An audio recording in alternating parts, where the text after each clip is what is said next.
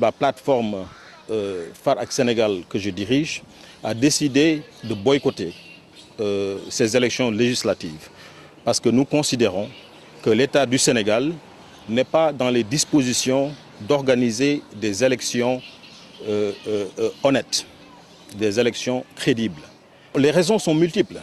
Vous savez qu'aujourd'hui, les Sénégalais n'ont pas reçu leur carte d'électeur.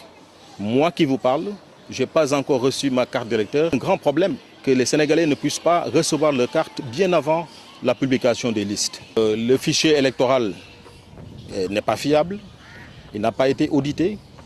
Et il y a beaucoup de Sénégalais, surtout les Sénégalais de l'extérieur, qui ne sont pas inscrits sur les listes électorales. C'est des milliers. C'est un grand problème. Donc ça pose le problème de la crédibilité électorale au Sénégal. Et l'élection étant la clé de voûte de la démocratie, je considère que c'est un recul démocratique qu'on est en train de vivre au Sénégal. Et j'espère que l'État va prendre les mesures qu'il faut pour rectifier le tir. En tout cas, pour ce qui nous concerne, nous n'avons pas le droit, ayant travaillé pour des élections, surtout dans des pays en crise, nous n'avons pas le droit de participer à ce que moi, je considère comme une farce électorale. Mais il y en a d'autres. Il faut dire qu'au-delà du fichier électoral, au-delà du fait que les Sénégalais n'ont pas reçu leur carte d'électeur, il y a aussi une question qui est assez importante, qui est la violation ce que je considère moi comme une violation de droits de l'homme. On a déjà des candidats aujourd'hui qui sont mis en prison par le pouvoir et nous savons tous pour des raisons politiques.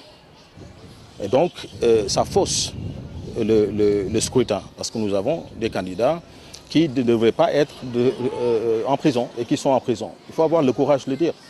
Maintenant, il y a cette pléthore de listes qui a été parrainée par le pouvoir.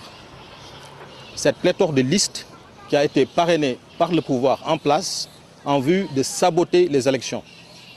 Saboter les élections, décourager les électeurs. Beaucoup d'électeurs n'iront pas dans les bureaux de vote. Déjà, de plus en plus, les gens parlent de cette pléthore de listes. 47 listes qu'il faut choisir parmi les 47 listes. Non seulement ça va décourager les électeurs, mais ça va aussi, ça pourrait jouer sur le taux de participation des élections et en même temps jouer sur la faisabilité même du scrutin. Parce qu'il y aura sûrement des bureaux de vote où tout le monde ne pourra pas voter. Donc il y a tellement de considérations qui nous font dire que aujourd'hui, le pouvoir en place n'est pas dans les dispositions d'organiser des élections crédibles. Il y a un véritable problème de crédibilité électorale aujourd'hui au Sénégal, plus que jamais. Et nous considérons que nous n'avons pas le droit de participer à une élection organisée dans ces conditions.